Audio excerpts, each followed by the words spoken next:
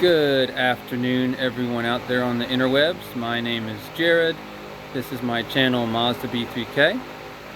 This afternoon, we're going to take some parts that were gathered at the junkyard and we're going to start putting them to use on my brother's new to him 1993 F250, now named Ty. And for this video, the primary wrenching will be done by my brother Jordan. So I will hand it off to him. So here we go. One thing to say, we're going to apologize for the wind noise. We are making our own wind currently because it is near 100 degrees outside and it's kind of hot. So with that. So one of the first things I want to do today is we have a throttle position screw that sets the idle speed more or less. So I need to zip these off. 1, 2, over on this side, 1, 2, just to get all this out of the way so I can wrench. We are so what is that? These are the intake hoses. Okay, so this is the air intake? Yeah. And we're going to be replacing this broken airbox with one we picked up at the junkyard that's still in good shape. So, without further ado, I'm going to go get the power ratchet and we'll be right back. When we're back, I am using a Hercules impact socket ratchet, impact ratchet. I'm using a 3/8 to 1/4 inch reducer for my deep well 8mm.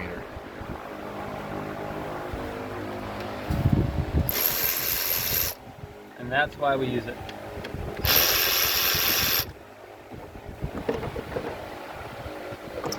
Now normally this wouldn't work, but since this is a modified airbox, you can just lift it out of the way. Right, but I need to get these hoses off, so I'm still going to take these loose. There.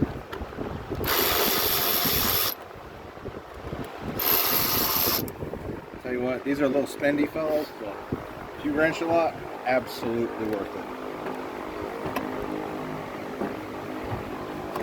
Alright. That one. Get rid of this. Woo! That's oil. That's factory.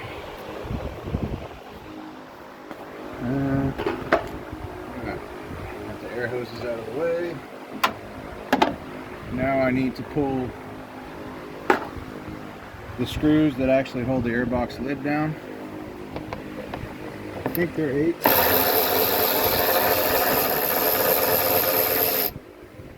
Small note, this truck is built in 93 and it is largely built in SAE, but there is a couple of crossover points where metric does work.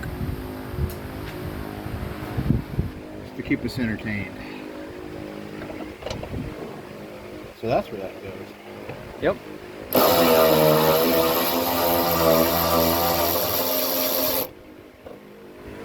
Huh? Might want that wrong. Oh no, never mind.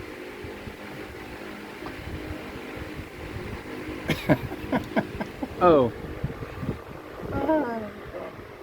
Y'all aren't going to see me tighten this all the way down and seal it like you should with a real airbox installation. That is because we still have some running issues with this engine and it backfires.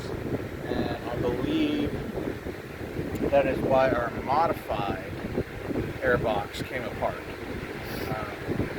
I don't know if somebody dropped a hammer on it or something and split it initially, but so that backfires. I'm not going to risk my shiny new airbox until we've eliminated all the running issues. Is it great to run an engine without an air filter? No, it's not ideal. But we don't have a lot of dust conditions right here today, and for the purposes of solving problems, it's fun. Don't go driving down the road without an air filter. But if you're working on something, just keep cranking. It's fun. Alright, so this is a used filter from the junkyard. A little secret that most in the auto industry don't want you to know is that you can run a filter for a very long time before you actually need to replace it. So though this filter looks a little bit gross, it's actually fine. and it was cheap. So that's what's going in.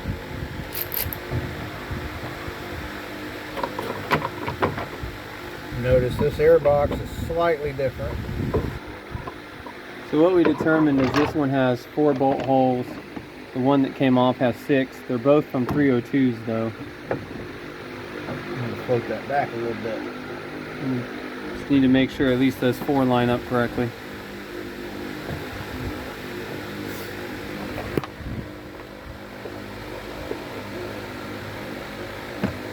And that's how you do it. Looks like they do. So small change over time with Ford and how they were doing this airbox.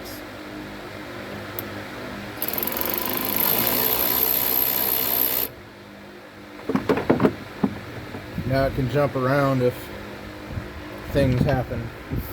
Yes, you have given the airbox the ability to belch.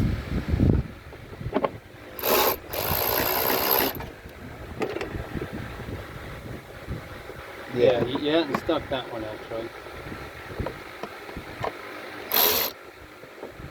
Nope. Almost.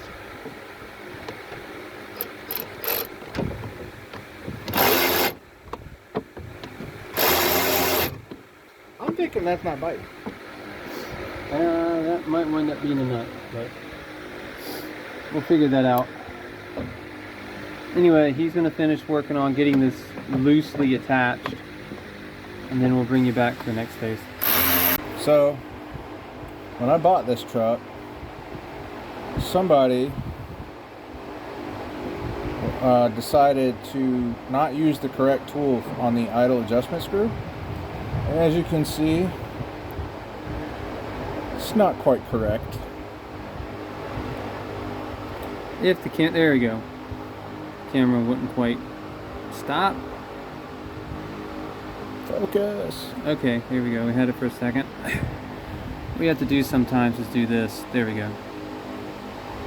Okay, now we got a nice glamour shot of this abstract art that used to be called a throttle screw. Banana. So we actually have a replacement. And what's even better is it has pretty clear witness marks on where it lived most of its life. So we're going to use that as a reference point when we go put it back in as to where the mix screw should be on a properly running 302. I also verified the length that the throttle screw is extended on 2 different 302s in the yard. They were identical, so I believe this is correct. It's going to come out, and about where this Loctite is as far in as it needs to go. Now, I took a photo of the idle screw before I pulled it out, and I'll be able to verify that I'm at the right extension by counting threads in my photo. You want to make sure you get these back in the right place. So, getting everything back together.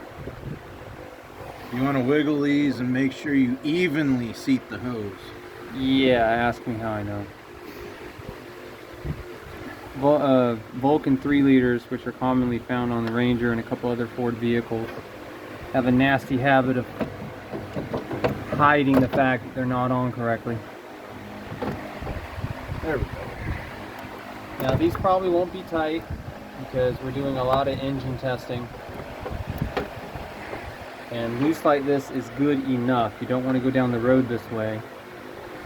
But idle in a service bay, sure. Oh, that's the wrong way.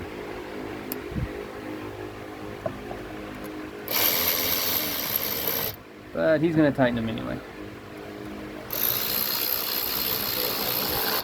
Not super tight.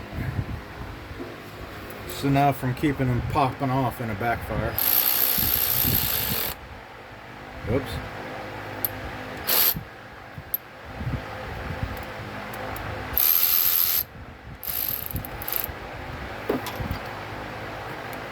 All right. Hey guys, you can tell this was filmed a little bit later than everything else, but I realized as I was editing this video, we never showed what the throttle screw looked like, the new one, after we got it in position, and this is what it looks like.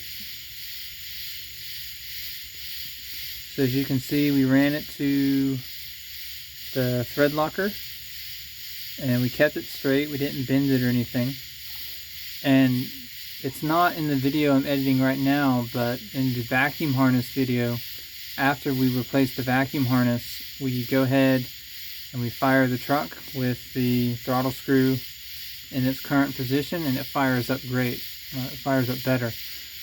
So what that tells us is that the throttle screw is in the correct position, and it's significantly leaner than what we had set it to before.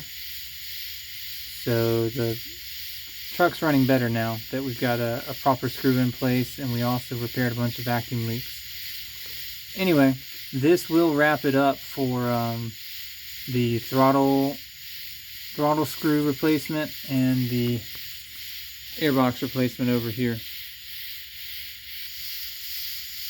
Boy, I look cadaverous, don't I? Anyway guys, that's going to wrap it up for our airbox and throttle screw replacement videos. It's kind of a 2-for-1 because of the way the filming all worked. In any case, if you liked what you saw, leave a comment. I do enjoy reading them. I just replied to a couple a few minutes ago. And also, please like, share, and subscribe. That helps grow the channel so that hopefully I can get it monetized, and then that will allow me to afford more content to bring to the channel that I'll enjoy working on, and hopefully you guys will enjoy when I share it. And remember, I make the mistakes so you don't have to. I'll see you guys next episode.